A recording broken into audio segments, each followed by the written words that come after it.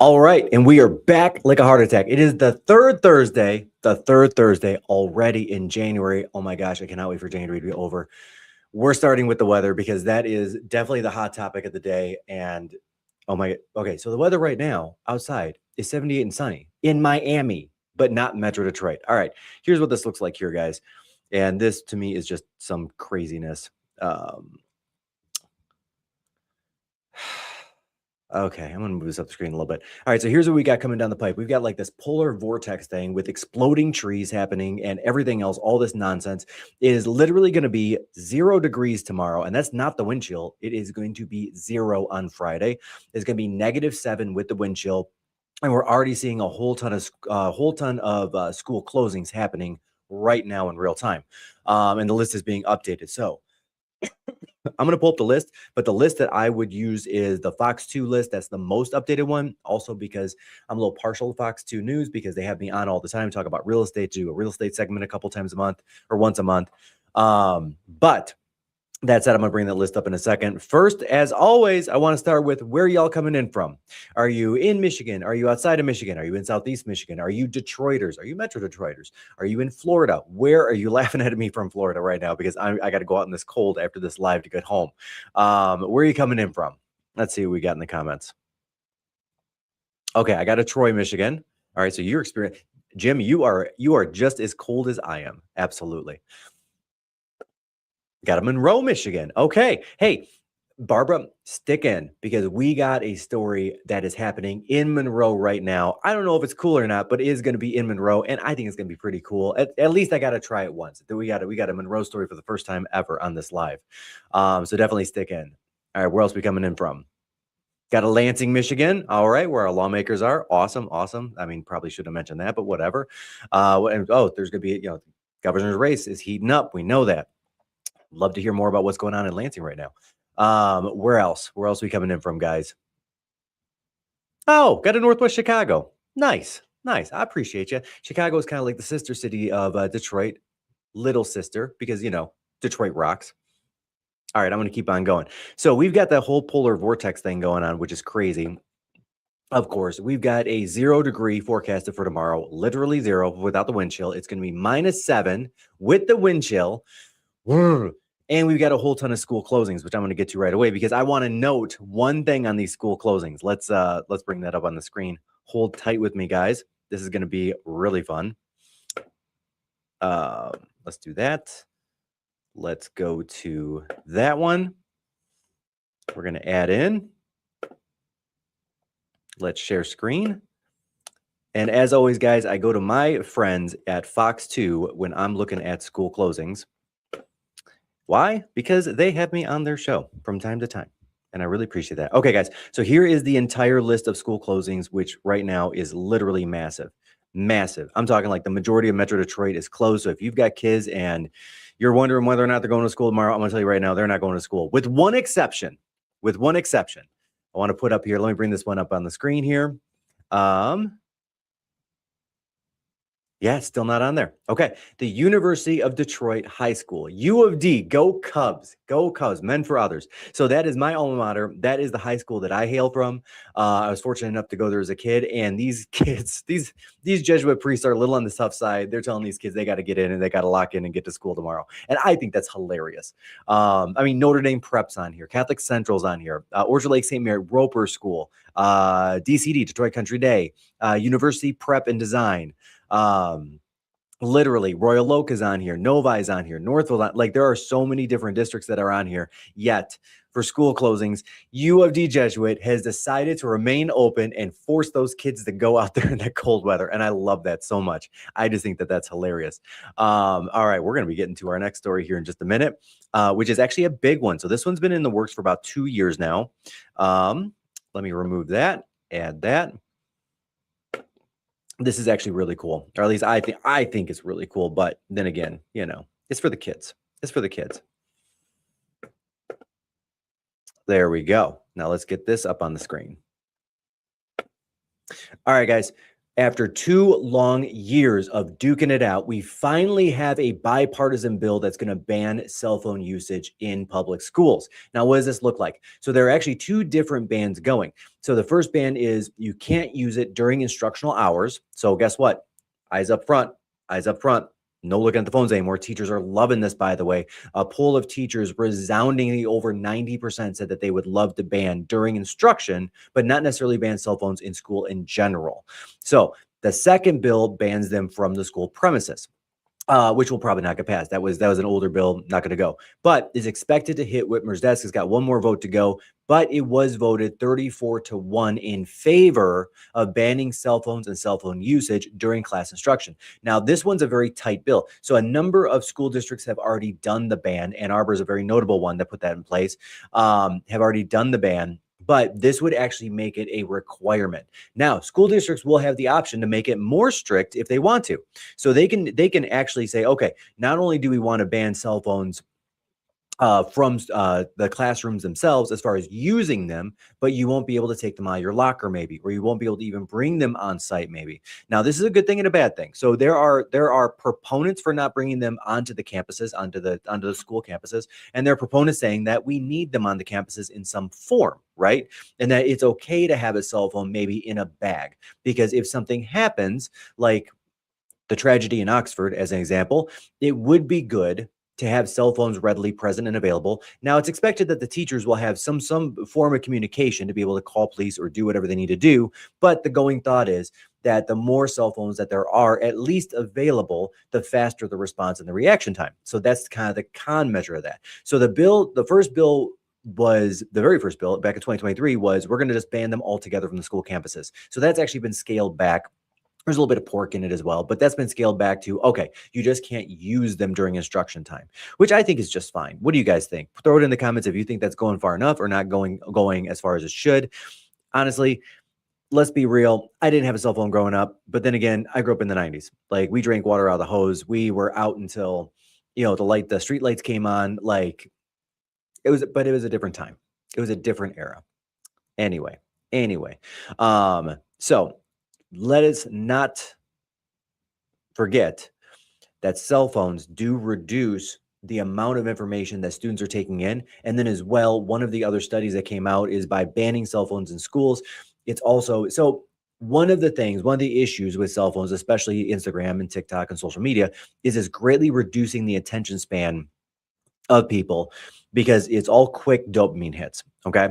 Actually, Matt Damon talked about this, of all people. He said he wanted Netflix to, now that Netflix is buying all these different studios, he wanted Netflix and the Netflix studios to literally repeat the plot 3 or 4 times of a movie, simply because people are not paying attention to movies anymore. They're watching part of a movie, they're looking at their phones, they're scrolling, they get distracted.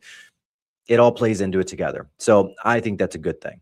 All right, moving on to the next story. We got a lot of stories today too, by the way. Like, this is a packed month, or packed week, which I can't even believe. All right, so I thought this one was actually really interesting. Is it really news? Probably not, but we don't just do news, we do interesting stuff as well. All right, so let me get this up here. Now let's bring that to the stage. Stop. No, I don't want to name myself something different. Come on, StreamYard. There we go. Okay, guys. So these are the top 10 Michigan roundabouts with the most accidents in 2025 or 2024. I'm sorry, crashes in 2024. So basically, guys, this is what you want to avoid. These are the intersections you definitely want to avoid in Metro Detroit. And if you notice, well, not just Metro Detroit, but Michigan, but if you notice, almost all of them are like right where we travel, right where I travel, at least. I mean, you've got the one over at 18.5 in Van Dyke, #1 with 162 total crashes, 12 injuries. Yeah, that Martin Parkway at North Pontiac Trail, I've literally witnessed an accident there. I didn't see the accident happen, but I saw 2 cars off the side and a police officer. 151 crashes. 151 crashes. And that's not even the most busy roundabout. Orchard Lake and 14 Mile Road, I've literally almost been clipped multiple times there. Throw in the comments if oh yeah, I already got a comment on it. Yes, roundabouts. Get rid of all roundabouts. Yeah, well, I don't see that happening. I'm so sorry, my guy. But roundabouts, nonetheless, there are a lot of accidents. Lee Road over at Whitmore Lake, State Road over at West Ellsworth, Oakley Park and Martin. Oh, wow. That one's actually right by the other one, actually. Go figure, by the Martin Parkway and North Pontiac Trail. Sprinkle Road, never been there. Drake and West Maple. It's over by that Kroger, right? There's like a Kroger there, and I believe there's a Little Caesars in there or something else, and it's just like a little mall thing. Yep, that one I've definitely seen an accident at before in over the last 10 or 15 years that one's been in use. Remembrance Road at Wilson Airport or Wilson Avenue. Nope, no idea where that is. If you know where that is, throw that in the comments because I'd like to know what city. It's in Walker. That's why. Okay. Yeah, nobody's going to Walker, Michigan. Sorry. How is Walker, Michigan, population of 6, have 38 total crashes? Is that like one really bad driver that just gets hit over and over and over? Could be. Actually, I have an agent on my team that has literally been in 3 accidents in 2 months, or maybe 3 months. And the going bet is how many is she going to be in this year, which I think is hilarious, by the way. But she wasn't hurt. No injuries by either driver, and that's why we can laugh about it. But we are seeing, I'm not even kidding, we are seeing a lot of accidents at these roundabouts. And there's actually people that have been petitioning the state to get rid of the roundabouts because of exactly how dangerous they are. Whether that's going to happen or not, I highly doubt it, but it is on somebody's radar somewhere. Okay, let's get to our next story. Let's see where we're going this week. Oh, yeah. We're going to Detroit. We're going downtown. Well, we're not going downtown, but we are going to Detroit.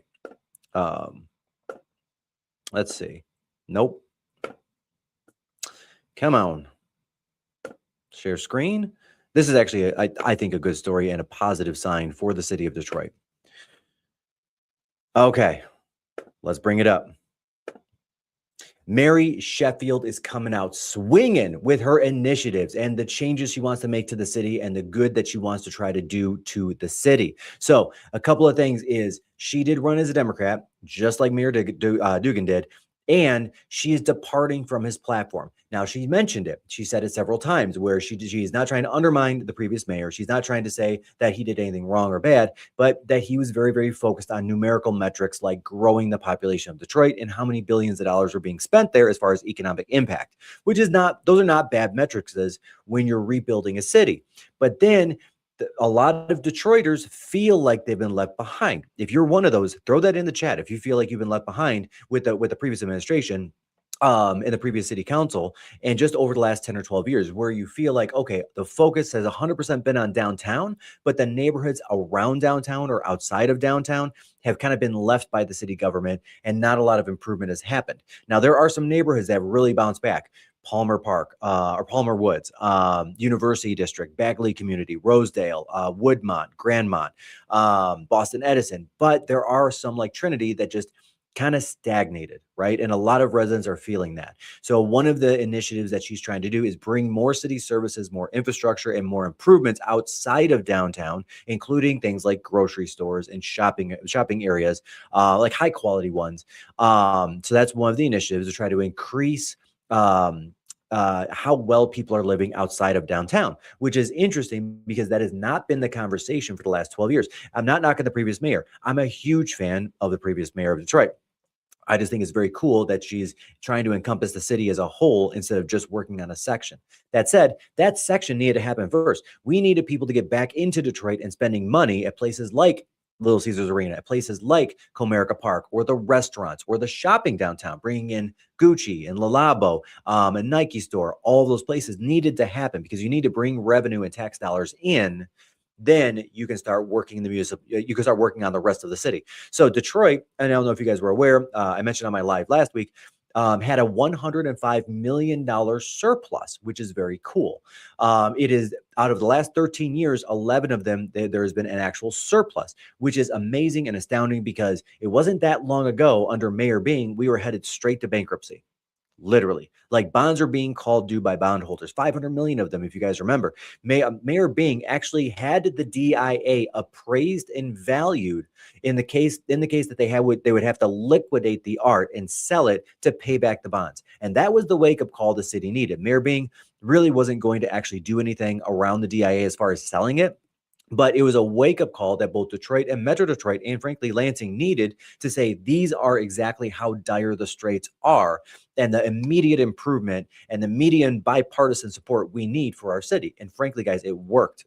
It scared the heck out of everyone because let's remember the DIA, the Detroit Institute of Art, is the #1 museum in the United States. And to sell that, one of the crown jewels of Detroit would have just a catastrophic impact. So what is she prioritizing? She's prioritizing, of course, the neighborhoods, right? Trying to bring in things like grocery and stores and services and city services. She's trying to reduce red tape, which I really appreciate. She's mentioned that multiple times. Housing. So she's trying to work on partnerships to bring in more affordable housing and really capitalizing on the opportunity zones that are in the tax code right now, that were started in 2017 and then continued and expanded upon with this new tax bill. And then third, of course, she's looking to change the tax code and tax structure for the city. So Detroit has the highest taxes in Michigan. It's over 63 mills in most areas and most zip codes in Detroit. The problem being Detroit values, good thing, went up rapidly, right? It did. Like for a hot minute, we were beating Miami for like 18 months as far as appreciation goes. Corktown over an 18-month period saw a 100% appreciation, a lot of it due to Michigan Central and all of the infrastructure that was going in there and a couple of new restaurants that went in. If you have not been to Grandma Bob's, my friends, go to Grandma Bob's. If you've been to Grandma Bob's, throw that in the chat. If you've been to Ema, throw that in the chat. If you've been to, I don't know, there's a million great restaurants downtown right now. But if you've been to any of these places, or let me know in the chat what your favorite Detroit restaurant is, whether it's new or old, I don't really care. Could be there 50 years, could be there 5 minutes. I want to know where a good place to eat downtown is. As a side note, guys, on Saturday, we had like kind of a guys' night out. We went and did like the Top Golf Simulator over in the Cambria, which was great downtown. It's not called Top Golf. It's called something else. It's called, I don't know. It's one of the golfing things. But then we went over to Penny Reds because Penny Reds over in the Brakeman has literally the best fried chicken in Detroit.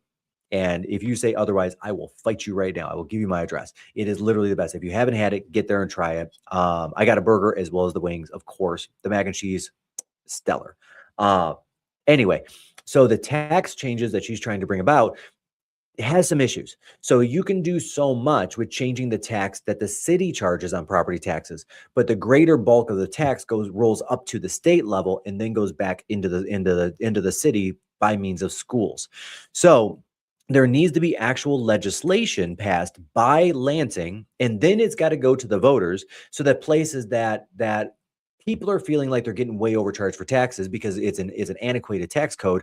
Places like Detroit, Grand Rapids is on that list, Flint, Pontiac, so that we can readjust to a much more normal tax base. I had actually put a reel out about this not too long ago, and someone had asked me, said, hey, look, I'm actually kind of interested in moving back to the city of Detroit. I moved out a while ago, but I'd be curious to look. My home is worth about $500,000. What could I get for $500,000 in Detroit? And first, he was astounded by what he could get. I mean, I'm a real estate agent. It's what we do. By the way, if you're looking to buy or sell anywhere in Metro Detroit or Ann Arbor, use the Perna team. We've got over 3,000 5-star reviews, and we are here to give you the best possible service that this industry can provide. As dictated by our reviews, of course, or evidenced by. Anyway, so he started looking at those houses and saying, man, there's some real cool, affordable properties. If I sell my house at 500, I buy the next one at 500. I already have 6% interest rate because I just bought a few years ago anyway, so that doesn't go up. But his payment would actually go up literally $1,000 a month. $1,000 a month. Why? Because as we looked at the taxes, when they were uncapping from the taxable value and moving up to the state equalized value, it was such an outsized number. So the city that he was living in, the millage rate was 38 mills per thousand. The city he was considering, Detroit, 63 mills per thousand. 63, almost double the amount of taxes for the same exact priced home. That has been an ongoing issue for the city of Detroit. The city council is trying to reduce taxes how they can. So there's a proposal right now that would reduce taxes about 11%. That's kind of working its way through committee. It's not enough. It's something, but it's not enough.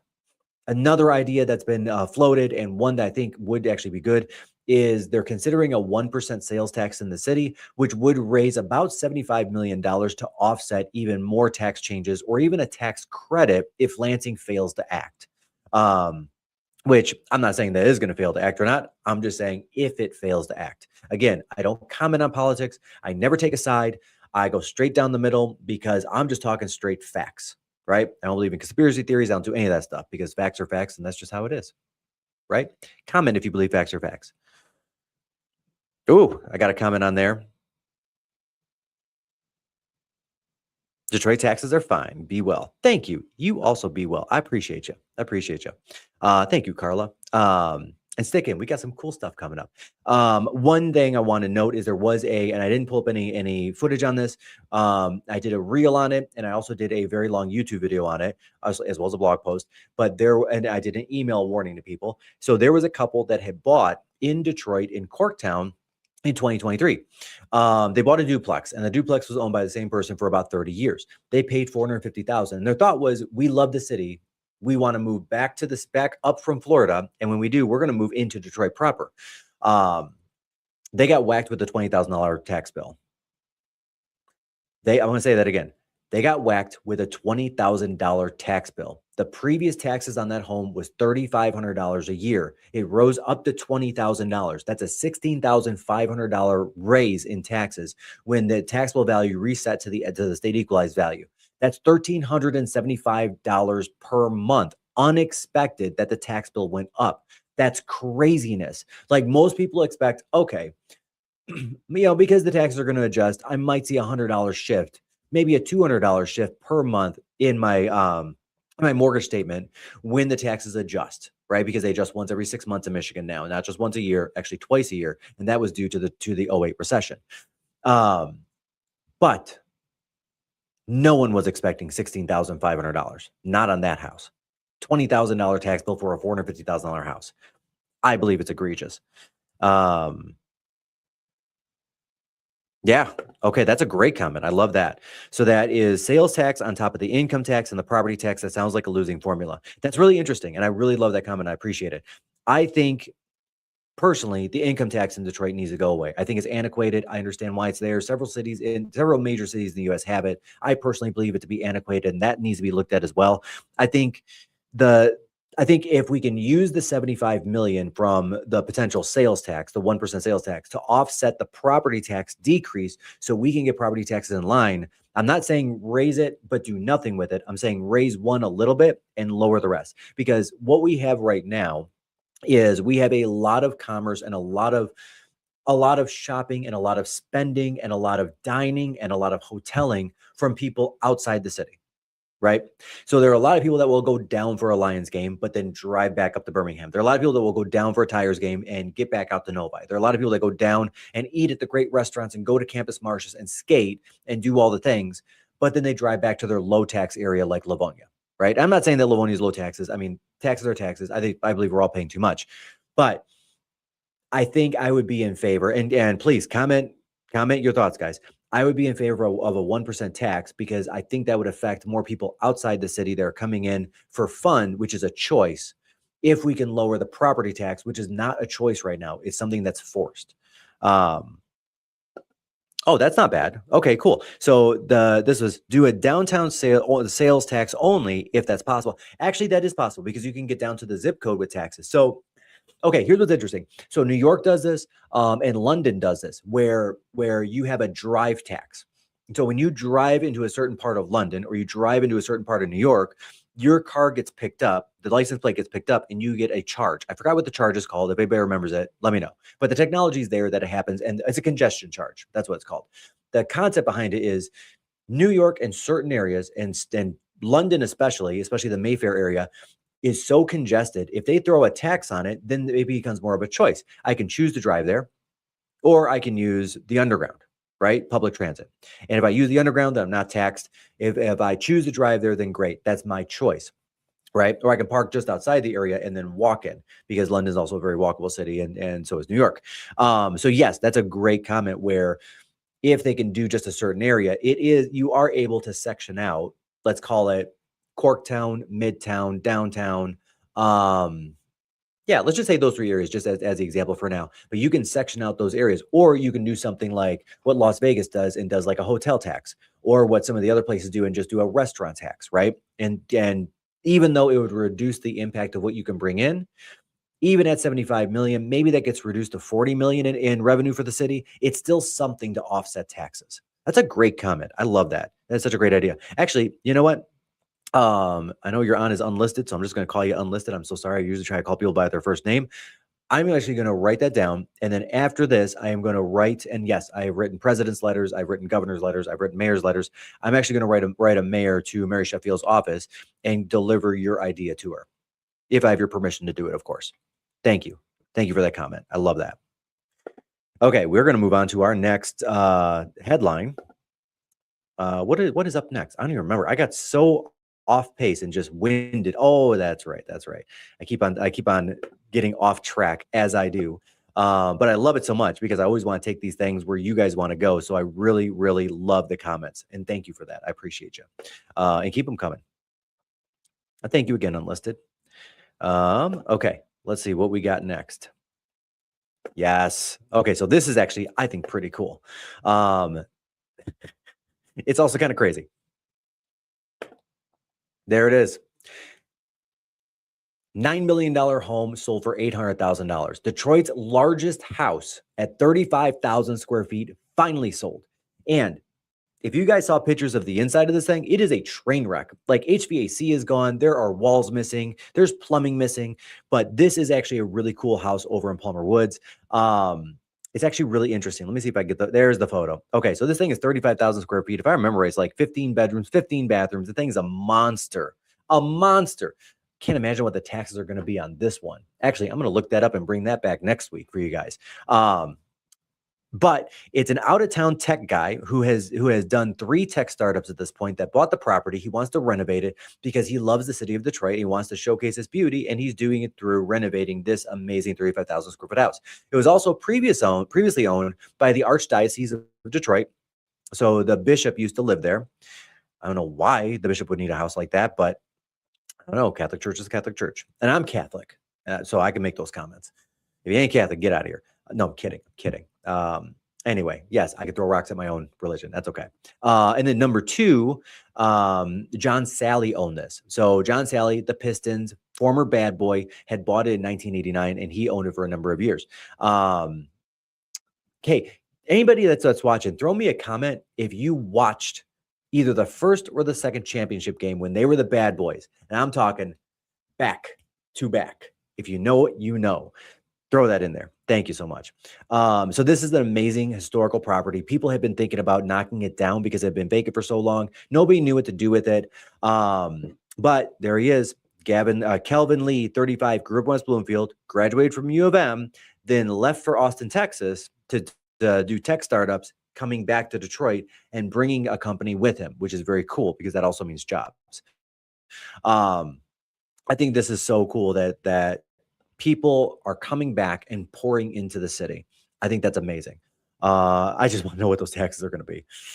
That's going to be a thing. Okay, let's move on because we got a lot of ground to cover. So we're going to keep it on. All right, let's stop that screen and then let's get to share screen. What do we got? Oh yeah, this is actually kind of a more of a puff piece, but I thought it was kind of interesting, so I thought I'd go with it. All things considered. There we go. All right. So home prices are increasing the fastest in these communities in Michigan last year, 2025. And number 1 on the list is probably not a shocker. Let's get to number 1. Where's my list? There we go. Mackinac Island. Literally 21% home appreciation year over year. Jesus, that's a lot. $87,000. And then you got Union Pier, Grosse Pointe, specifically the shores, over 8% appreciation year over year. Lake Angeles over in Oakland County, not too far away from where I'm sitting right now. Belmont, Dugan, Northville, Franklin. So we got some 6s and some 5s and some 4s and some 3s and some 2s, and the number goes down from there. When you look at the top 50, the number will actually move down and settle in most of the time into the 3s. So we didn't see huge appreciation in the real estate market necessarily last year because there were fewer home sales and fewer people selling, but we did see price growth. We did see appreciation. Of course, affordability is at its almost all-time low. Now that we're off that 7% interest rate down close to a 6, it's easing up a little bit, but home affordability is still a major issue and a concern, not only in Southeast Michigan, but on a national level. There are a couple of initiatives that the current president is trying to do to alleviate that. I'm going to be honest, they're all band-aids, none of which are going to work. Let's be real. Every economist in the world knows that. So actually, I'm going to run through them. Anybody want me to run through the initiatives? Oh, yeah. There we go. Yeah, let's go back to that last story, by the way. That's a great comment. That would make a really cool Airbnb. It doesn't have the zoning, unfortunately. Oh, and thank you. You were around for the return of the bad boys. Oh my gosh. Okay, so what you're saying, my guy, is I'm showing my age. That's what I'm hearing. Fair, fair. Okay. I'm going to run through a couple of these Trump initiatives. I'm not saying that they're good. I'm not saying they're bad. Again, I'm not commenting politically, but I will comment on the initiatives themselves and what the actual impact will be. So initiative number one was the 50-year mortgage. Okay. It will lower a mortgage rate. It'll lower a mortgage payment roughly $70 per $100,000 of mortgage. So if you buy a $300,000 house, you're lowering your monthly payment by $210. But that's really only taking you from right now $3,500 a month to $3,300 a month. It's just not enough. It's just not enough. And then you're doubling the amount of interest that you're paying. Number two, buying 200 million, forcing the Treasury to buy $200 billion worth of loans. Okay, great. 200 billion sounds like this fantastically big number, but the reality is in the mortgage market, it is so small, it's not funny. They will reduce the interest rate a potential 0.25%. Some economists say not as much. And they're going to cycle through that money in 3 or 4 months, and then the rates go right back up again. No bueno. What was the next initiative that he was putting in there? I totally forgot. Oh, I totally forgot. It'll come back to me. I literally just did a very long YouTube video on this. So if you want to check it out, I just put it up yesterday, actually. It's on those 5, but it's also on the 2 potential solves for the housing crisis that's happening right now, which are very simply, we need to build more homes. That's it, right? We are missing 8 to 9 million homes that were just not built. Why? Because back in 2008 and 9, 60% of the builders literally went out of business, and the other 40% just closed down for a couple of years and waited it out and just like kept their money, held on to it, wait, like Pulte or Toll Brothers or Lennox or MI Homes. Like they literally just waited for the market to improve again so they could build and actually create a profit. So once that happened, we still were not building. So we were building about 1 million homes a year up to 2008. That went down to less than 200,000. And it finally got back to 900,000 in 2019. That means that we were at a deficit of what we needed each and every year from 2008 to 2019, those 11 years. That's 8 to 9 million homes. Second thing that we're missing is affordable homes. So here's the proposal that I mailed to both the current president and the previous president. Here's the idea. All right. Home builders, we're going to weaponize the tax code and we're going to use it to our advantage to get the properties that Americans actually need, especially considering we're in a K-shaped economy. If you want to know more about that, let me know. I can talk about that as well. So here's what I'm talking about. Let's say a builder builds a house right now in Royal Oak for $350,000, which is below the median price of $400,000. Right? Let's just call it that. At $350,000, a typical home builder, when you factor in the land cost, the labor cost, and the material cost, is going to go negative about $15,000. But that's why builders are building homes above $700,000, because if you build $1 million home, they're going to profit $150,000. So what if we said 1 for 1? Hey guys, builders, for every home you build at $1 million, where you're going to profit $150,000 and pay $50,000 in taxes, if you build one house below the median in these targeted cities at, let's call it 350 to keep the example, instead of going negative 15,000, which you will do, we will let you build that $1 million house and take that 150 in profit tax free, which means they're not going negative 15,000. They're actually going positive 35,000. That's my idea, because we need to figure a way to get affordable housing. And the only real way to do it is to monetarily incentivize the builders to do it in such a fashion that they're not losing tens of thousands of dollars in building these homes. Simply put, that's it. That's the idea. The second thing that will help out with affordability, of course, is Bill Pulte had this idea. And again, I don't care what side of the aisle anybody is on. A good idea is a good idea. And the good idea was the movable mortgage. So right now I have a 2.75 interest rate. So let's call it 3, right? And let's say I owe 300,000. Let's say the next house that I buy, I would have to get a loan of 600,000 total. So if I have a movable mortgage, I would be moving my $300,000 275 interest rate loan. Let's call it 3% for round numbers. 3% loan to that house. I would get a second mortgage for 6% and for 300,000, which means my average mortgage would be 4.5%. I'm not going to lie, guys. I've been looking for homes for a while, and I keep looking at a house I like. I look at the interest rate and I say, no, I don't want to pay that monthly payment. I don't. Honestly, I don't. And you guys are probably seeing the same thing out there. But if I was at 4.5%, I would actually probably make the move, because going from 300,000 at 3% to 600,000 at 6%, that is 2.5 times or more the monthly payment. But if I can do a blended rate of 4.5%, I know a whole slew of people that would move. So that would help unlock some inventory. If we can unlock some more homes on the market, then home values would actually stagnate, which is good for the American public. Home values went up already way too much, way too fast, right? We don't need home values to rise for the next 3 years. We need them to just not go down, stay stagnant, and wait for interest rates to go down. And then we could see home appreciation really blossom and bloom again.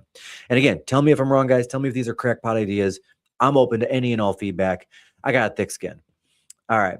Moving on to the next thing. Okay. This one was another just fun article that I kind of liked, that we're going to go ahead and bring up. So this is Awesome Mitten, which is a blog and a writer that I actually really like. And if you don't follow him, he's got a nice daily or every other day or every third day email that goes out. He does a great job. So he put out this blog post. Oh, come on. There we go. Who serves the best burger in all of Michigan? So one thing I like about Awesome Michigan, one thing I like about Awesome Michigan is that this guy, I don't know if it's a guy or a girl, actually. Yep, it's a guy, James. Good job, James. He goes all over Michigan. The downside is he skips a lot of Metro Detroit. So where do you guys think? Throw it in the comments. Where do you guys think, who has the best burger in Southeast Michigan? I want to know that, because I'm always looking for a good new place. Okay, this one's over. His number one is Sault Ste. Marie. I'm not driving there. Halo Burger, which actually was originated in Flint, I believe. Yes, in 1923, from a boxcar. That's right. I nailed it. Halo Burger's pretty good. I'll give it that. If you had Halo Burger, let me know. Brown Bear in Shelby and Pentwater. Nope, not driving there. Casey's Tavern in Ann Arbor. Okay, guys, if you have not been to Casey's Tavern in Ann Arbor, I'm telling you right now, it's worth the drive. Wherever in Metro Detroit you are, it is worth the drive, 100%. Let's see. Bergstrom Burgers, I'm not driving 4 hours for a burger. Okay, I got issues. Redcoat Tavern. Okay, so I currently live in Royal Oak, Michigan, right? Which means I've got the original Redcoat right there on Woodward, right by my house. It's a 6-minute drive. And I know because I've made that drive a zillion times. I will say this. Redcoat Tavern in Royal Oak is definitely top tier. One of the top 5 burgers in all of Metro Detroit. There's no doubt about that. That's indisputable. Redcoat Tavern in West Bloomfield is not Redcoat Tavern in Royal Oak. That's my hot take. Tell me I'm wrong, Metro Detroit. Tell me I am completely wrong. I've been to Redcoat Tavern in West Bloomfield 3 times. I've tried the burger 3 times. It is just not the same. I don't know what it is. I don't know if it's just a different grill. I don't know if it's different stovetop. But there is just something about the Redcoat Tavern burger in Royal Oak that just holds a near and dear place to my heart. And it's just when I'm looking for a great, substantial burger, Redcoat is on that very short list, but not West Bloomfield. What else we got? Another Sault Ste. Marie. I'm not driving there. Shamrock Pub in Utica. Okay, guys, you got to check this thing out. Look at these 2 burgers. These are delightful. I am driving to Utica for this. Also, the fries are very good. Don't sleep on the fries. Hopcat. Okay. All right. Who thinks Hopcat is overrated? Oh, geez. Oop. Yeah. That is a good point. It is not small. Let me put it that way. Good comment. Yeah, okay. If I'm going to Hopcat, I'm going for the fries, frankly. I'm not going for the burger. That's not to be rude or anything. I'm just not, I don't know. Crunchies East Lansing. Yeah, that's pretty good, actually. I've been there. Dagwoods, I've not. It looks great, though. Charlevoix. That's about it for Southeast Michigan. Oh, yeah, Big Dip Burgers in Walled Lake. All right, so Big Dip Burger in Walled Lake, it's a good one to be on the list. They're a newer restaurant. They opened actually during the pandemic. I think it's definitely worth trying, but I don't know that I would go out of my way for it. Like it's good, right? They do the pretzel bun. It's good. Big Rap is not driving there. And then we got some honorable mentions. We got, Mott's in Redford. I really like that place. Yep, Burger Fries and Shakes and Chesterfield. I like that place. There was a time, guys, in my life where I literally made the decision to go and try to find the best burger in Metro Detroit. And I tried a burger every single day for 60 days. And Chesterfield Township, it was worth the drive to that place. That was on my list. And of course, we got the Daily Drive-In in Livonia. That makes it. But I got to say, guys, there's a newer player on the scene that I believe makes an amazing burger that is not on here.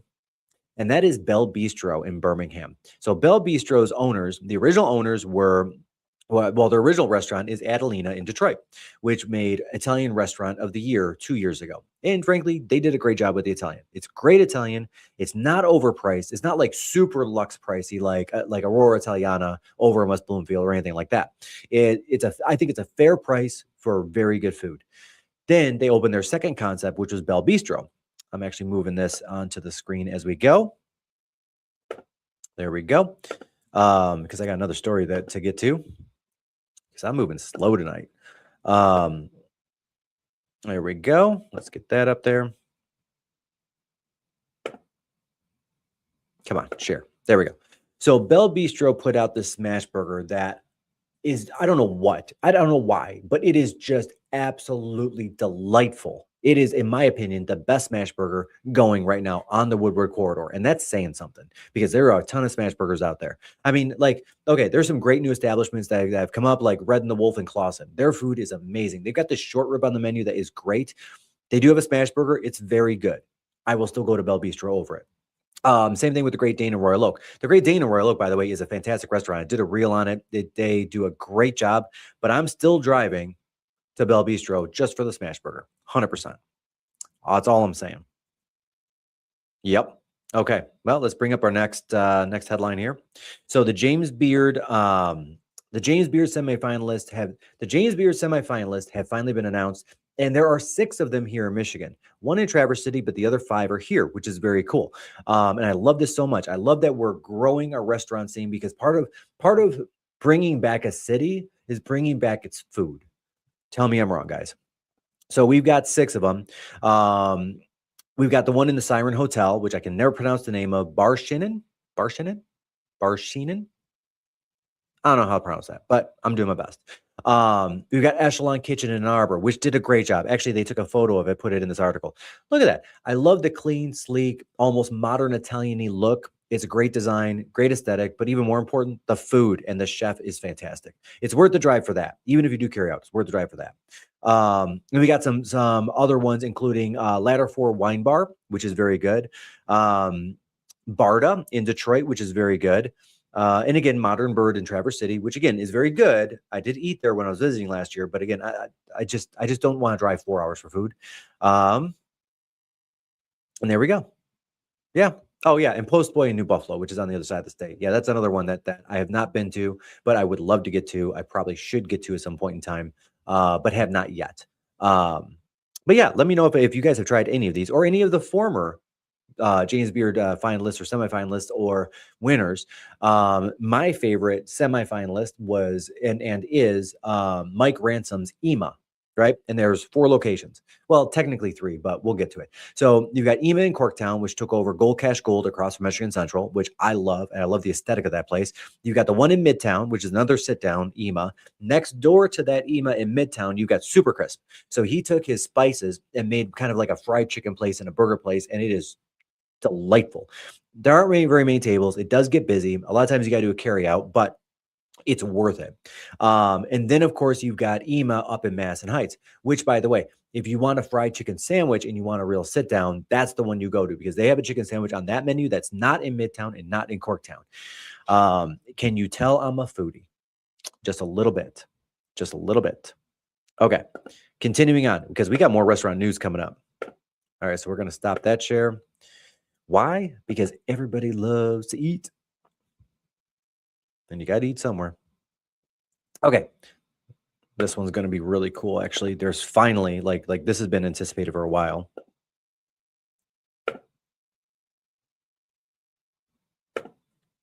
There we go. All right. Pine Hall Bar is set to open in the Hudson building. We finally, okay, so we knew that there was going to be a restaurant going in, and there are a couple other things going on. I'm going to talk about that too. We knew a restaurant was going to be going in and a bar. We didn't know what it was or who it was or any of that. So Union Restaurant Group, which is based out of New York, they've got 14 restaurants in a couple of different states. They have one in, they've got restaurants in like DC, but they also have restaurants in Tokyo. Several of them have earned and lost a Michelin star. This is a multiple James Beard Award winning restaurant group, which is great. Have been brought into Detroit or coming into Detroit to open up the restaurant and the rooftop bar at the Hudson building. This thing's going to be fire, and that's going to be open by fall. In addition to that, we've got two other things happening in 2027. You've got the hotel that's finally going to be opening in, I don't remember the name of it, but in the Hudson building, which is cool, 200 some odd rooms. But then you've got 97 condos that are going to go up for sale. Now, what's interesting about those condos is these guys are really trying to push the envelope. So those condos in the Hudson building, their pricing starts at, drum roll please, $1,000 per square foot. I mean, that's beyond Birmingham prices. Like what is happening here? Oh, to live in a condo without a yard. I don't know. Call me crazy. I know I'm a real estate agent. Call me crazy. And as a real estate agent, I just think that's a lot.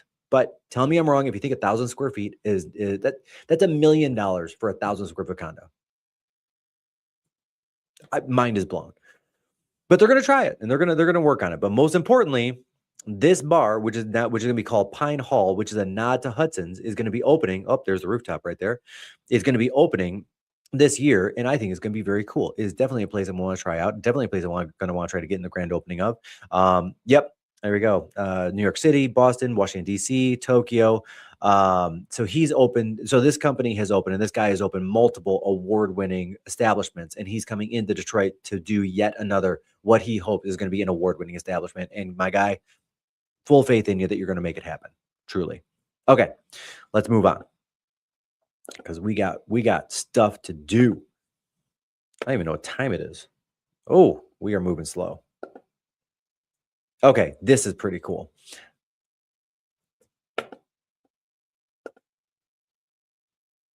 All right, I want that one.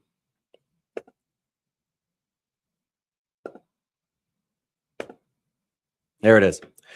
Michigan's first true crime restaurant is opening in Monroe, Michigan, and it'll be open in just a couple of months. So this guy also owns the Museum of Horrors, which is right down the road, but he's opening in the Mall of Monroe, and the menu is a take off of what serial killers' last meals ordered were, which include things like John Wayne Gacy. Did I say that right? Actually, there's a list. I should probably just go to the list. There we go. John Wayne Gacy, which had chicken wings. Chicken wings, strawberries, fried shrimp, and fries.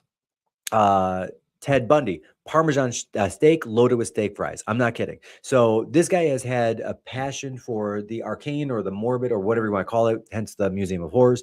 And now he's actually opening up a restaurant based on the last meals of inmates before they either hit the electric chair or were euthanized or whatever method that they went out, firing squad, whatever. Yeah. Oh, yeah. And I agree with you. The HOA there has got to be crazy. Thank you, Madman. Stay mad. I love that name so much. Thank you so much. And yeah, the HOA.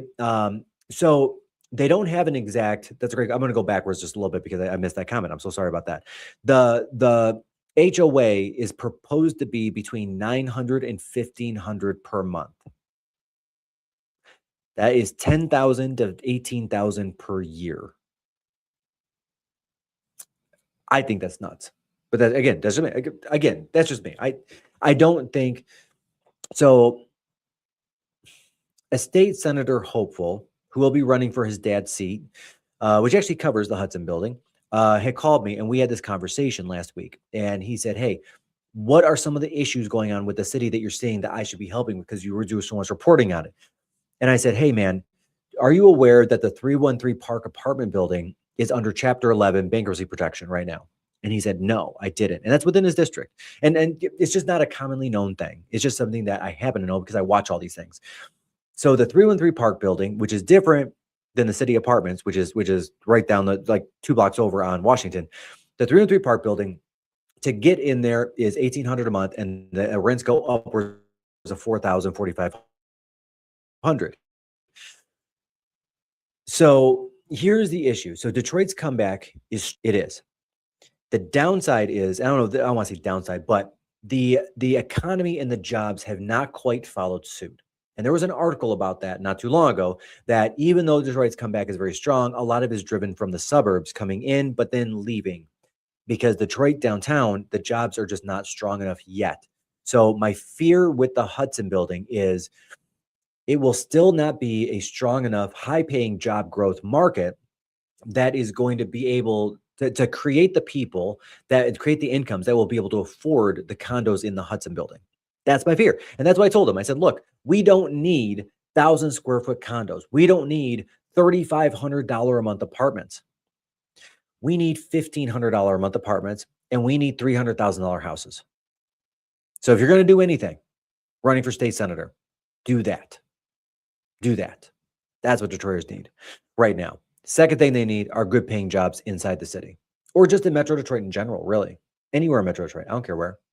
Okay. Bring me a high paying job anywhere in the 5-county area. I don't care where it is. One man's opinion. And again, I'm not politically on one side or another. I just look at each issue individually and try to use common sense. Again, that's try, because common sense, as we know, is not common. And I personally have a lack of common sense, as we all know, as you could probably tell by this Instagram, or I'm sorry, YouTube Live. Okay. Oh, this is a good one. All right. Continuing down the food path, because that's where we're going to go right now. There we go. So, and comment if you've been here. So Sylvan Table is expanding. Oh, let me move that again. So Sylvan Table is expanding into a European-style cafe and market, which I think is very cool. So they've got a bunch of land out there. I don't know if you guys have been to Sylvan Table. It's definitely worth getting out to. I took my mom there for Mom's Day a couple years ago. She loved it. They've got this little like enclosed thing on the outside, but then they got the restaurant thing on the inside. It's actually really good. It's also farm to table. It's also highly organic. I can't say it's all organic, but farm to table usually is. Not always, but usually. But these guys run a very good restaurant and a very tight ship. There's no other renderings or anything. But what they're looking to do is expand upon their original concept of just the restaurant and go with a market and a cafe, which I think is very nifty. And a lot of places have done things like this, right? Like in recent years, some of the cider mills have done this. So Franklin Cider Mill, when you go there, when I went there as a kid, you just walked up to the mill. But now there's this whole like outside market. Blake's has its own market in addition to having the restaurant over in Armada. And then the Blake's that they bought, when they bought Irwin's in South Lyon, they expanded that market, right? So this is kind of the next evolution of more things in one location to do, not just a restaurant, but a restaurant and a cafe and a market and, you know, things like that, right? Maybe a beer hall or whatever that looks like.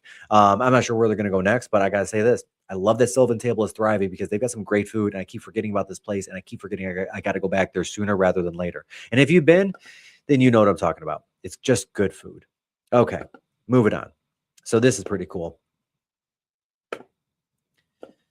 Let's share screen. I keep forgetting to make the screen bigger again. I apologize, my guys.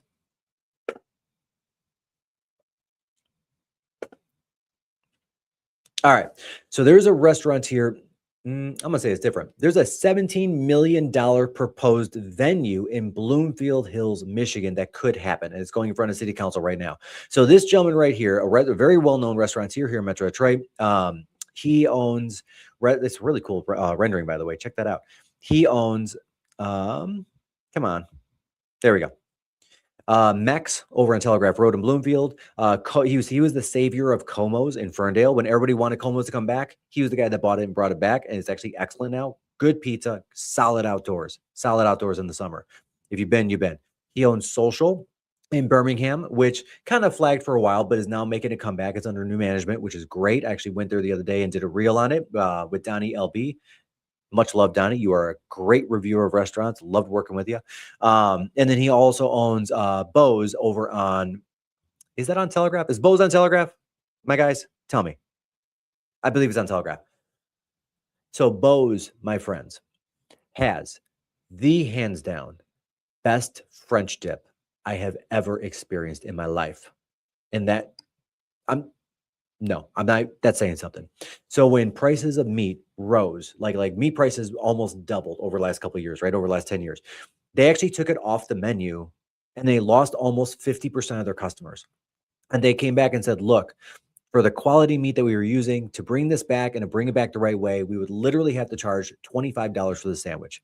And people said, great, I will pay $25 for that sandwich, which I believe is $29 now, but I will pay $29 for that sandwich. It's also big, so it's really 2 meals. You can take half home. So, it's really $15 each sandwich.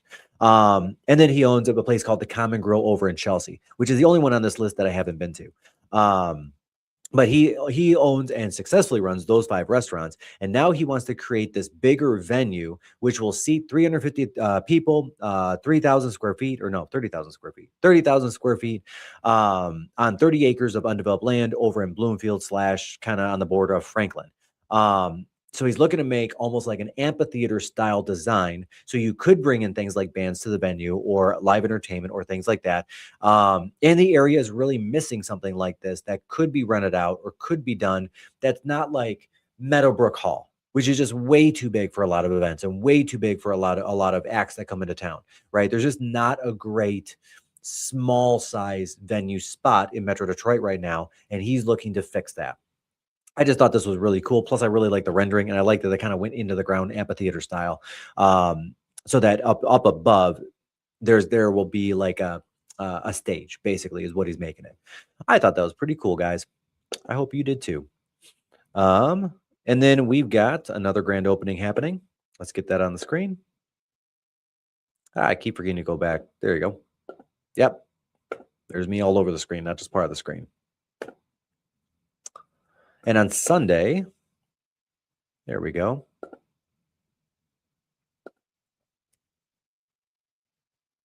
There we go. And on Sunday, January 25th, we've got Back 9 Golf opening, and it should be a little warmer, so definitely get out to the grand opening. They're going to have a professional golf pro there giving away some free lessons, which is cool. They're going to do some raffles and some giveaways of like golf bags and shirts and swag and golf clubs and passes to golf courses, and I don't even know, all kinds of stuff they're giving away. There's actually a list here. Let's take a look. So these indoor kind of golf simulators are all the rage right now, right? I mean, there was one in Shelby that opened up, one in the Cambria downtown that opened up. You got this guy that opened up. There's another one I'm going to mention in a moment because it's near and dear to my heart. Yeah, there we go. Free swing analysis with an instructor. Drive generator promotion, whatever that means. Okay. Get a raffle for a golf bag, $400. Raffle for a gift basket for the Red Wagon shop in Troy, which is a liquor store. It's very large. Complimentary food by Detroit Wing Company. That's cool. Chris Bellies and Pete Away. Oh, I like Chris Bellies.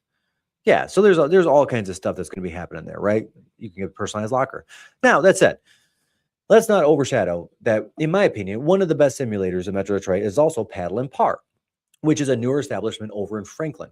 Beverly Hills. I'm sorry, Beverly Hills. So Paddle and Par, the original concept, and it's a great concept, is they wanted to do a pickleball court. It's a very nice pickleball court. But what they also did was they put in some of the best food in Metro Detroit. Like, this place inadvertently created the voted #1 pizza in 2025 on Yelp in Metro Detroit. If you don't play pickleball, I do not play pickleball. I would go there for the golf simulator. I would go there for the pizza. Absolutely. Hands down. Hands on. Take my word for it. Beverly Hills, Paddle and Par. Paddle and Par. Okay, let's move on, because we got a lot to do. Oh, this is out of order, but it doesn't matter. It's cool. I'm totally cool with going a little bit out of order. So I'm going to step off restaurant news for just a moment, but then we're going to go right back to restaurant news. Okay. I thought this was really cool, guys, and you tell me what you think.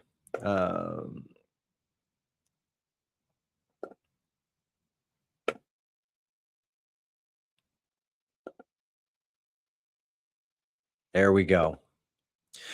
So the Henry Ford is adding its first building in over 40 years, and it's the Jackson House. And for those of you that are not familiar with the Jackson House, and this is actually the right week for this announcement, It is the house that Martin Luther King Jr. planned a lot of his protests in. So they're actually moving the house to Henry Ford. So they moved a ton of property in, right? They moved a ton of houses and schoolhouses and just pieces of history. Like they've got the Rosa Parks bus, for example. So they're trying. Henry Ford does a great job in trying to preserve history, and I think they do it the right way, and I really respect that about them. So they're moving this house, which again is going to be the first thing moved into Henry Ford in 40 years, out of respect, as opposed to it being demolished, trying to save a piece of history. So I got to say, good on you, Henry Ford. Good on you, and keep on keeping on. I love this so much, and I will definitely be there to see it once it's moved in. Again, first thing moved in 40 years. That's a long time. They haven't added a piece in that long. Well, they added stuff, but not a house. Okay, we got more restaurant news too, by the way, guys. So we're going to get to that right now.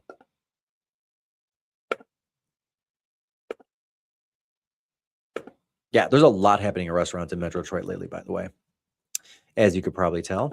And I love that so much because that's the precursor for everything else. Good food first, then everything else comes behind it. It's just how the economy works. There we go. We got a bunch of new restaurants hitting in 2026 here in Metro Detroit, and I am here for it. Okay, what do we got? We got Rock and Brews. So Rock and Brews is that Gene Simmons Kiss concept that is right now in Florida, and I believe there's a location in California. They're taking over the old Hopcat three-story space in downtown Royal Oak. Used to be like the Jamaica Joe Bar or something like that before that, but God, I remember going there as a young man, like in my early 20s, and being like, this place is madness. Then Hopcat took over, filled all three, then closed, then reopened on Main Street in a smaller location. But these guys are taking over all three floors. So at the top in the summer, of course, you're going to have live music. You're going to have like a cantina feel almost.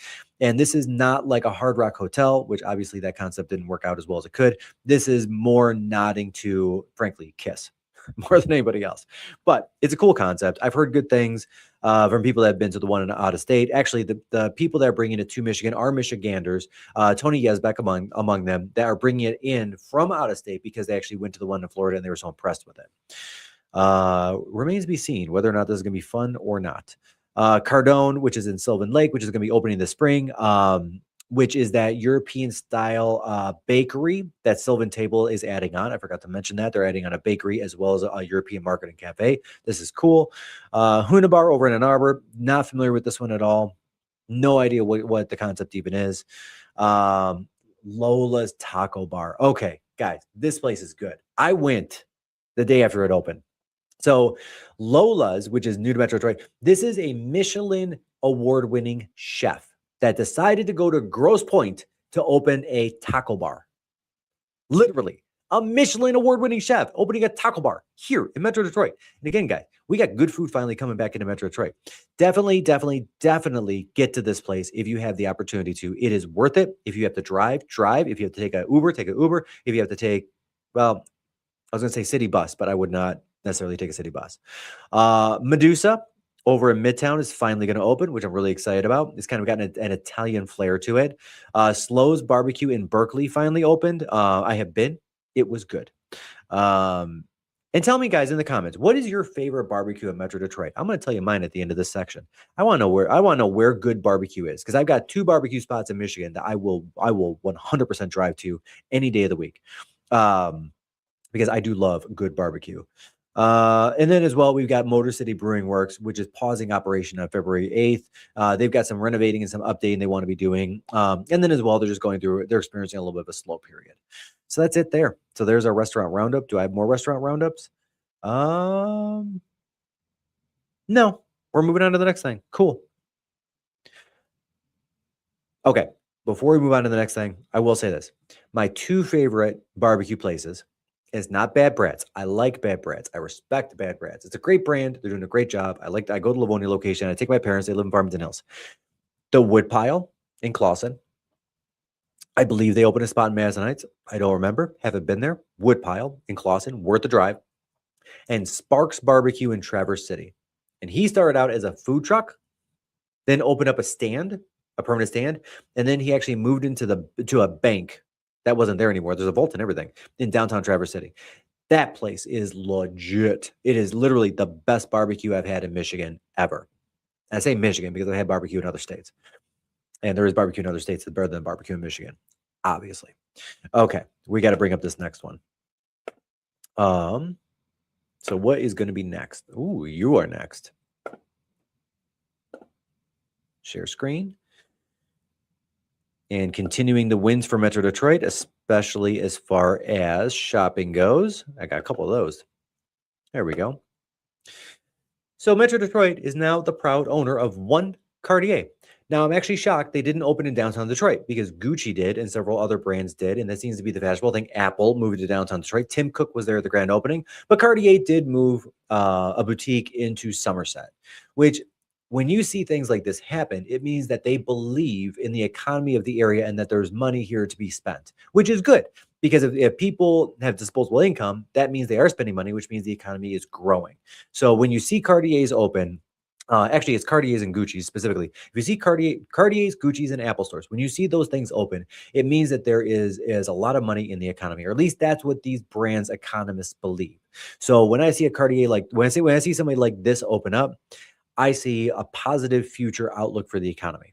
That's what I see, because they're not putting this thing in and thinking that the economy is going to tank. Right. So I kind of take that as a positive. I mean, let me know how you guys take it. Personally, I'm not a Cartier person. I mean, it seems like a nice brand. Tell me if you wear Cartier, or tell me what I should be wearing. If I should be wearing Cartier, I don't even know. Like, guys, I'm sitting here in a Perna real estate t-shirt. Like I've got Nike. Let me see if I can get my foot high enough. Yep. Those are Nike Lion shoes, which are my daily driver shoes. So yes, I am not that fancy person. And I cannot believe I just showed you my shoes on screen. That was not my most well thought out thing I've ever done. So moving on to the next thing. Oh yeah. Okay. This talk about a feel good story. Well, not a feel good story, but you know. Okay. So one of my favorite brands, and of course, I'm in for all things local. You know this.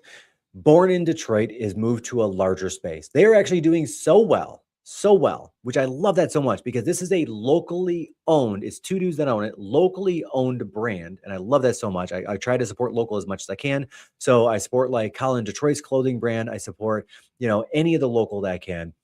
But Born in Detroit is now moved into a larger space, just a little bit down Woodward from its original space. They originally had around 1,500 square feet. It was not very big, and now they're in a triple the size space that they also partnered with Gardner White on, which is very cool. I like the Born in Detroit brand. I have several of their clothing pieces. Also, just as a random side note, one of the owners went to Brother Rice High School. He played baseball one season for the Tigers and is just a generally good dude. He also owns a couple of Jimmy Johns, which is cool. Yeah. So anyway, they're now directly across the street from Hudson's Detroit instead of being adjacent to it. So it's a great location. Anthony Tomey was born and raised in, I don't know if he was born in Farmington Hills, but he was raised in Farmington Hills.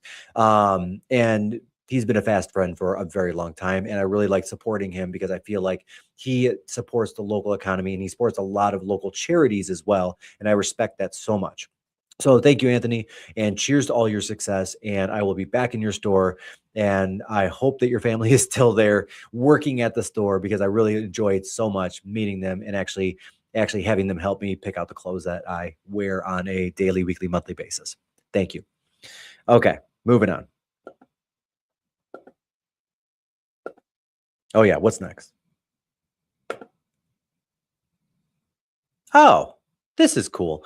So a lot of people feel like Detroit's not coming back. And there are a ton of projects that are either going to be completed or opening in Detroit and Metro Detroit in 2026 and 2027. And I think it's important to do just a quick rundown of a couple of those. And we won't have to spend a long time on this. But there are some downtown Detroit projects happening and opening in 2026 that I think are really cool to keep an eye on. And here they are.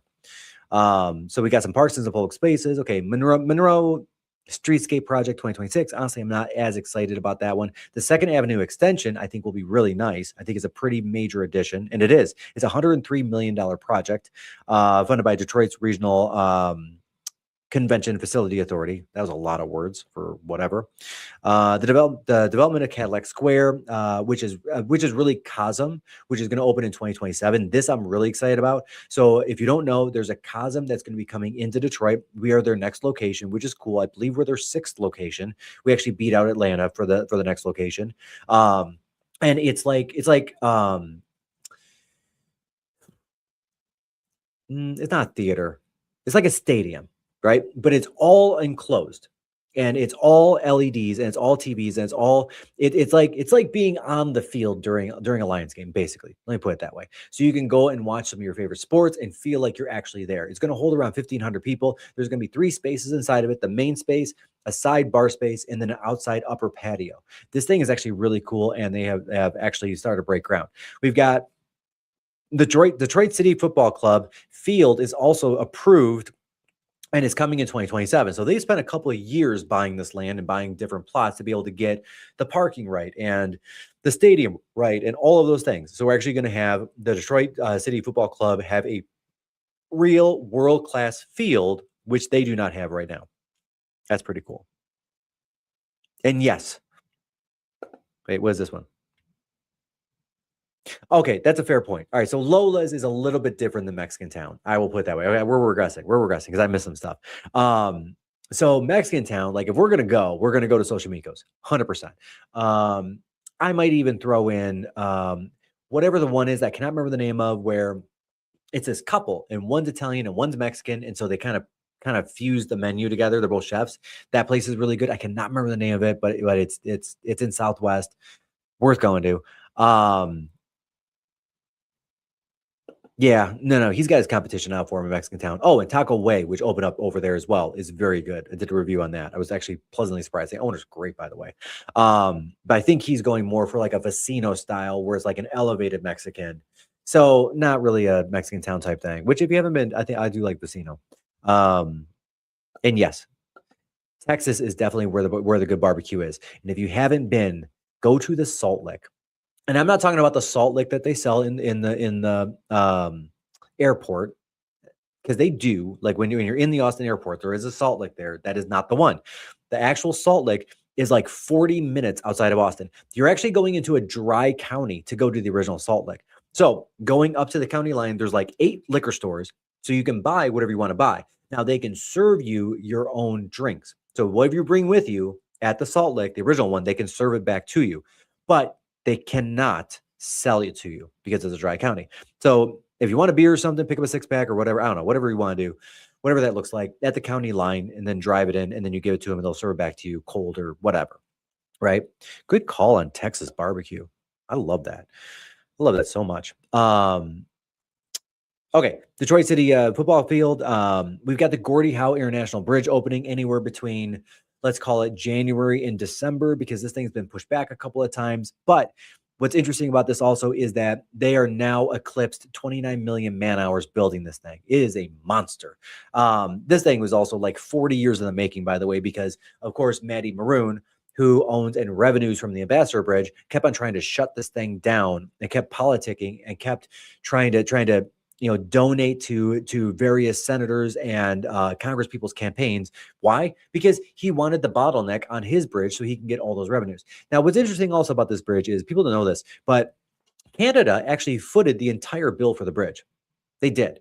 So what is going to end up happening is Canada footed the bill and took the loans out for the bridge.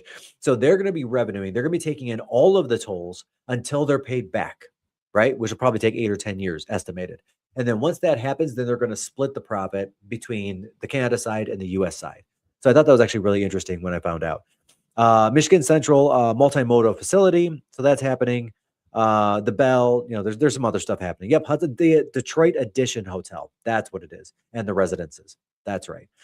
JW Marriott. Yep. The Nomad Hotel will be opening in 2027 finally, which is a Hilton brand, by the way, in Michigan Central Station, which is really cool. The Detroit District in 2028, which is going to be very cool, which includes a Little Caesars Arena Hotel and a Fox Theater Hotel, apparently. And now we're going into 2029. That's too far away. I can't think that far. That's egregious. Okay. Moving on. How are we doing? Oh my gosh, we are over an hour. I cannot believe it. And we're still not Done. There's, again, guys, so much happening in Metro Detroit right now. I love it so much. Okay, let's get this on the screen. So if you've been following along and following my journey these past couple weeks, then you know that I got press passes for, there it is, the auto show, which was great, by the way, because I wanted to cover it. I wanted to cover all the new things. But the thing that really got me, which I thought was amazing. Okay, there it is. So Cadillac, for the first time ever, is going to enter a car into F1 racing this year. And they had that car at the auto show. They still have it at the auto show. If you want to go see it, go see it. So now they are yet again pitting themselves right up against Ford. Because it's been Ford versus Cadillac. Like, yes, I know Ford versus Ferrari is a thing. We all saw the movie, right? What was it, Matt Damon? We all saw the movie. But Ford versus Cadillac is now a thing. Ford versus GM has been a thing for a long time. And I'm talking like NASCAR, right? Which is, I believe, the Mustang versus the Camaro. And then you've got the Indy races, which I believe is Mustang versus Corvette. Now they're going back into Le Mans. So Ford is going back into Le Mans, which is Mustang versus, I believe, Corvette again. And now Cadillac is going into F1 racing, which is, again, I think it's Mustang versus Cadillac. Well, actually, no, it's not a Mustang because an F1 racing car is just an F1 racing car. So this is really interesting to me that these guys have been really pitted against each other for so many years, not just as competitors as far as selling cars go, but now as competitors on every single major international race, which is crazy to me. I think it's so cool. And so cool that for the first time ever, Cadillac is entering a car into F1. So we're not just talking about seeing like Ferraris or Lamborghinis or those types of exotic cars. We're seeing some real American products in these premier races, which is very cool. Oh my gosh. Yes. Talk about Josh and Jace for a minute, right? Okay, guys, this is interesting. Yes, they crossed the Mackinac Bridge yesterday. I saw that. So Josh and Jace. Okay, everybody who wants to, go ahead and tag Josh and Jace anywhere on my Instagram. It's the Perna Team, or anywhere on my Facebook page, which is, again, the Perna Team or Michael Perna. I've got two of those. Literally, the accent guy and Josh and Jace have been tagged over 400 times so far on my post. I actually did a post. Like, I took one of their posts and I sequenced it into another post because I think they should come to Detroit. I think it would be great press for Detroit, for people of that scale and that level and that eyeball and that reach to come and see just how great our city really is. The food, the people, everything, the music. I'd love to get them. Okay, now I'm showing my true colors here. I would love to get them to go to Spotlight. Like personal opinion. We go to Lafayette or Nationals, right? Maybe we go to Grandma Bob's after that, or maybe Buddy's, because that's a real Detroit thing. And then we go see some EDM at Spotlight, or, well, the other one, Motor City Wine's not good right now because of the outside, and TV Lounge isn't good right now because of the outside. But I don't know. You tell me, guys, if Josh and Jace do come, or if they do actually reach out and contact me, because crazier things have happened, let me know where you think we should take them, frankly, or they should go while they're here in Detroit or Metro Detroit, either one. But yes, I've been tagged so many times, or those guys have been tagged so many times on my posts on Instagram, which is awesome. Oh, this is good. Come to Michigan in the summer, it would put a huge spotlight on Michigan's natural beauty, especially. Yes, I agree. Okay, so this is something a lot of people greatly underestimate. Is something like Dominican Falls and those places are painted rocks. Like, Michigan has so much natural beauty. It's crazy, and it is often overlooked. One of the other things that we have, which is often overlooked, is we have the largest vertical drop on a ski slope in the Midwest at Mount Bohemia, which of course is in the UP and really hard to get to. Like, we've got some really cool stuff in Michigan that people just don't even know about. It's not even on their radar. So actually, follow me on Instagram. Go open up Instagram. Follow me when you can. It's the Perna Team. I showcase Michigan and all of its beauty as much as humanly possible. Actually, I do it here on YouTube as well. So go ahead and hit the follow button on that. That's a great point. That's such a great point. And yes, I always forget about that. Okay, so we are going to go on to the next story. We're almost there, guys. We're almost there. Okay.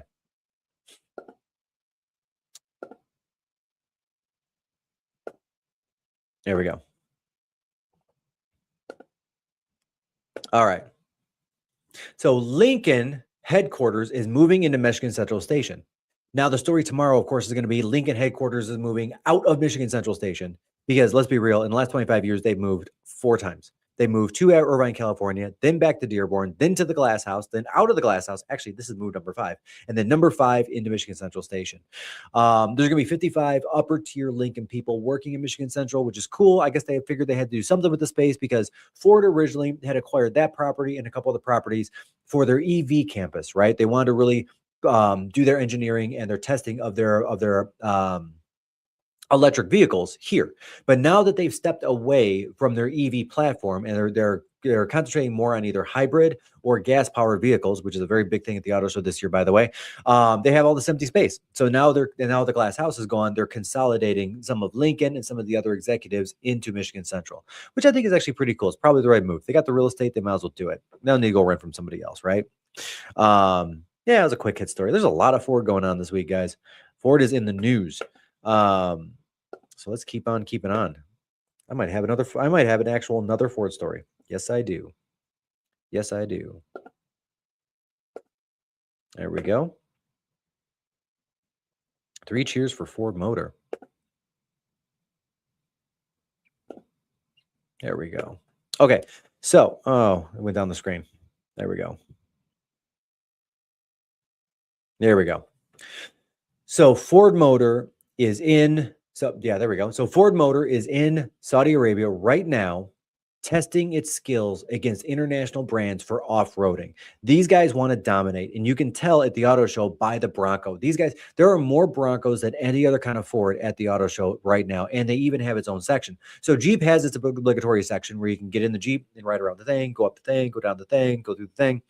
Ford Bronco has an equally big section doing very similar things, which is craziness, right? No other section, no other car has its own sections that you can get in the cars and ride independently. There's a third section at the auto show where there's half a dozen brands that have their cars, like Cadillac with the Escalade. That's really the one you want to ride in, by the way. So that thing actually goes 0 to 60 in 4.7 seconds. I'll talk about that in a second. But Ford is going all in on Ford racing and all in on Ford off-roading, as you can see with the Bronco Raptor, which is really, I think it's called the Raptor, which is really cool. So they're really trying to push into this in a very, very big way, which is awesome. So right now they're in Saudi, of course, testing it with about 1 million people watching, which is cool. And that's called the Dakar Rally, by the way. Oh yeah, I've got more photos. But let's get these other photos up, which are much more exciting than this one, and where my head's covering it anyway. I'm so sorry, my people. I'm so sorry. And thank you for sticking with me. There we go. Come on. I don't know who the photographer is, by the way, but they're doing some really cool shots with this stuff. There we go. Like, that's pretty cool. That's cool. Yeah. So Ford Racing is showing up on the scene in a very big way, in multiple ways, which is really interesting to me. Yep. There's the Bronco, straight up. They're working on it, guys. I mean, Ford's really trying to push it, right? And then, of course, they're trying to push it so hard that we get this.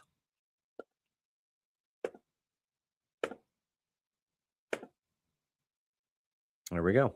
Let's get this up on the screen.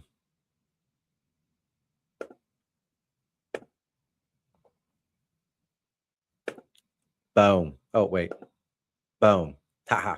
So Ford Racing Days start at Michigan Central going January 18th to January 30th, which includes a really cool vehicle showcase. So, of course, Ford Motor owns Motor City, or owns the Michigan Central Station. We all know that. They redid it, did a great job, spent $1 billion. And now they're using it to showcase what their evolution and what their next steps are going to be. And their next steps, of course, we talked about off-road racing, but now we're also talking about on-road racing. And their goal there is to feature their cars and their trucks that they will be racing, which you can now go see at Michigan Central. So if you go to Michigan Central's website, you can sign up for a ticket at a time, and you can actually get in there and see the actual racing automobiles that Ford is starting to field. This is something I haven't been to yet. It's been going only 4 days, but I do plan on going to it this weekend, because frankly, it's going to be really cold out, and there's nothing else I want to do except be on the inside doing things, not the outside. So I think this is really cool. If somebody also had a chance to go, let me know. Let me know how it was. Give me, if you've seen it already, give me a scale of 1 to 10. I know it's still a new attraction, but okay, let's get that one off the screen. Oh, 2 more things to go. Oh, and this one's a big one. This one is a big one, in my opinion. I reported on this last week, and now I got a follow-up report. There we go. There it is, guys. So last week, DTE Energy announced a $2.99 transaction fee for any debit or credit card payments on its system. Okay, so here's my problem. DTE has raised rates. Then they raised them again. Now they're seeking a third raise because of the data centers that nobody wants in South Lyon and Saline. And now they're adding this junk fee on top.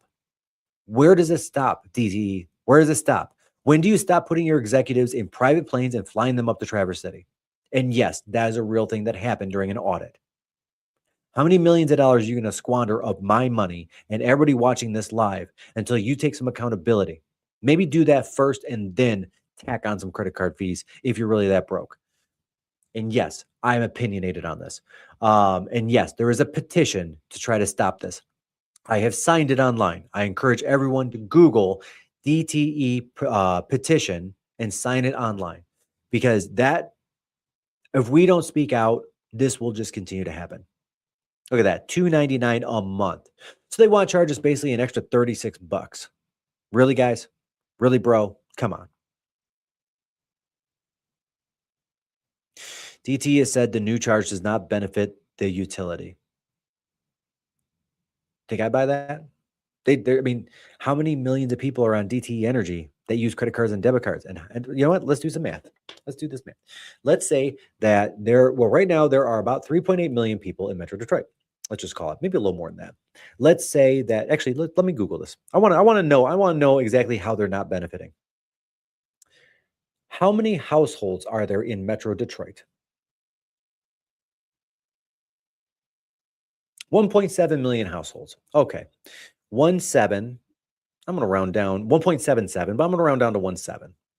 Let's say, I don't know, half of them. Is that fair, guys? Half of them are using a credit card or a debit card.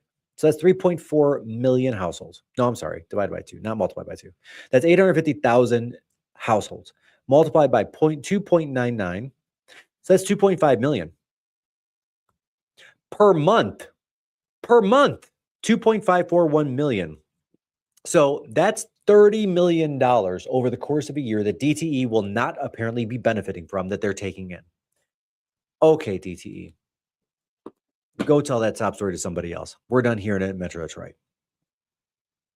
And yes, I get heated on this stuff because this affects the people that really can't afford it the most. My one man's opinion.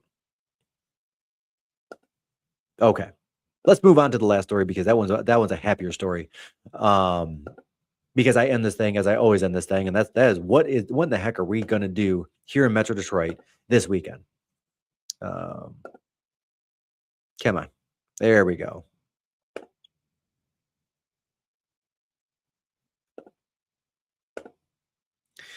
And now that we're at the end, we're talking about what the heck is there to do this weekend in Metro Detroit. Well, I've got 13 things, or Our Magazine does at least, and they think these are good things, and I think some of them are good things and some of them are not. But let's dig in. Okay, so we've got, oh, that's right, Birmingham Blast. Birmingham Blast has canceled because of the weather, right? And so, yes, I had the blog post up. I was all ready. Actually, I was going to go to that because I really like Birmingham Blast. It's actually Birmingham Blast, like burr, like cold, because it's outside. If you guys have been, let me know. Let me know. But that's one of my favorite events, and unfortunately it had canceled. You got Stomp, which is at the Fisher, I believe. No, it's at the Fox. I'm so sorry. Okay. You got the Hubbard Street Dance Studio. Okay. What even is that? Oh, yeah, it's okay. Like Bob Fosse? Okay. August Wilson's Piano Listen, All Shook Up, Picasso at the Le Pin Egal. Okay. That's pretty cool. Players Golden Dearborn. I'll go with that. The star of the show, of course, is going to be the auto show. Oh, yeah. By the way, that is a Cadillac right there. That is a Cadillac concept car, actually, funny enough. If you haven't been to the auto show, guys, get to the auto show. It's not that expensive. It's like $25, but it is a good time. By the way, don't get the food there. It was not good. If you go to the auto show, a little bit. Okay. When you're looking at the entrance to the auto show, when you're looking at it, right? Look to the left, walk down, go downstairs. If you run the turkey trot, then you know where Holly is, where you pick up your race pack for the turkey trot. But you go downstairs, you make a right into Hall E. There's a whole second car show of Metro Detroiters that have brought their cars in. And this is the modded show. So a lot of these are modified vehicles. They're rare vehicles. They're like derby cars, even some of them. There's some exotics down there, which is really cool in a roped off area. And guys, there is an Abrams tank. They literally unveiled an Abrams tank last week at the auto show, which was really cool. They had like a general and everything, or whatever they have. But it was actually a really cool thing to see. It's definitely worth a walkthrough. And it was really empty because a lot of people don't even know it's there, which is cool. That's the third year they've had that, by the way. I didn't even realize that. We got the Harlem Globetrotters in town. That's pretty cool. Okay. Outdoor activities. There are none, guys. Like, let's be real. Do not go outside. Okay. There's a PSA for all my running friends. When you get too far below 20 or 25 degrees, running outside will actually hurt your lungs. So if you don't have one, get a mask. You can go to REI and get a breath warming mask, or you can order them right on Amazon. That's my PSA for outdoor runners, because I really want to run outside. And of course, I don't want to run outside of this. I'll be on the treadmill tomorrow morning. Winter of Vivaldi. So this is actually pretty cool. I've been to this a couple years in a row. Bowers School Farms Winter Park, which is still going, which is awesome, by the way, because you get to go to this thing, the low tubing, and that's it. We have a really dud of a weekend in Metro Detroit. Am I missing anything to do in Metro Detroit, or is our magazine missing anything to do in Metro Detroit that's not on here? Inquiring minds, guys, inquiring minds. And as always, my name is Mike Perna, your host, local real estate agent here in Metro Detroit. I report on news on all things happening in and around Metro Detroit. I don't go left. I don't go right. I go straight to facts. I hope you guys can see that. And yes, actually, check this out. Okay, so here's how this works. The question is, are you running the Free Press Marathon? Oh my gosh. Number one, I run Chicago, come home. I run Free Press over the bridge, through the tunnel, right? The full. And then the next week, 2 weekends later, I go to New York and I'm running New York again. So every year I run New York because that's my favorite marathon of all time. It's my favorite marathon of all time because it's 55,000 runners. It's the biggest marathon in North America. I believe it's the biggest one in the world, but it's really cool because it runs through all 5 boroughs, starting in Staten Island, ending up at Central Park. And these guys are, it's logistically a nightmare, but they pull it off. They put 55,000 people through a start line in like 3 hours. It's crazy. But it's the only one I'll run without music on, because the crowds, that like 2.5 million people line the street, the crowds are fantastic. It's the best part. Now, the Detroit Free Press Marathon was voted the #1 marathon in America last year, which is amazing. And I love that so much. It's one of my favorites because, how many times do you get to run an international marathon? Like, let's be real. Like you literally get to go to a different country, run down the Canadian side, and you look to the left, and there's Detroit on the other side of the water. And it's really cool because you get to go over the bridge. The bridge, by the way, for those of you who have not run the Free Press Marathon, is a lot steeper than it looks. But you could feel it, and it's also 2 miles in, or like 2.5 miles in. Like, come on, they could have reversed it. And then you run back up through the tunnel, right? Which is really cool, really cool. Have you run has anybody on here run the Free Press Marathon, either that or the international half, or the national half, or the US only half is what they call it? God, I probably should ask that question way closer to the beginning because a lot of people left. Anyway, yes, I will be doing the Free Press Marathon. Thank you. Not in these shoes, by the way. Saucony is my shoe of choice for running a race. Doesn't make it good or bad. There you go. Yes. Awesome. You are going to have an amazing time. It's going to be like 7 a.m. and you're going to be standing there questioning your life choices in the dark. It may snow. It snowed multiple years, right? You may see some snowflakes and you'll be like, what am I even doing? Why am I making these life choices for myself? But it's going to be amazing when you get done. And it is such an accomplishment because so few people in the world ever accomplish something like this arduous, where you're running for several hours. However long, whatever your time is, it doesn't matter, my guy. It does not matter at all. Just the fact that you finish it is amazing. For a half marathon, by the way, I run a sub-3. Not much of a sub-3, like a 240 or 245, but just saying. That's awesome, guys. Thank you so much again for joining me. My name is Mike Perna, local real estate agent here in Michigan, trying to report on everything and supporting the metro area, supporting Detroit, and supporting Metro Detroiters and the Detroiters. If you're looking for a property, buying a home, selling a home, whatever you need, if you just need advice, like, hey, I'm thinking about refining, is now a good time? I've got this rate, what would happen? anything at all, reach out anytime. Michael Perna at thepernateam.com or 248-886-4450. I would be honored. Let me get myself back full screen. I would be honored to get the call to either answer any questions that you might have, literally, and there's no bad question, and I love fielding questions, or help you find your next property or sell your current property. Whatever your real estate needs are, we are going to do our best to negotiate the best on your behalf and provide you the absolute best experience in real estate that Metro Detroit can offer. That's what we do. Thank you guys, and have a great evening. See you next week.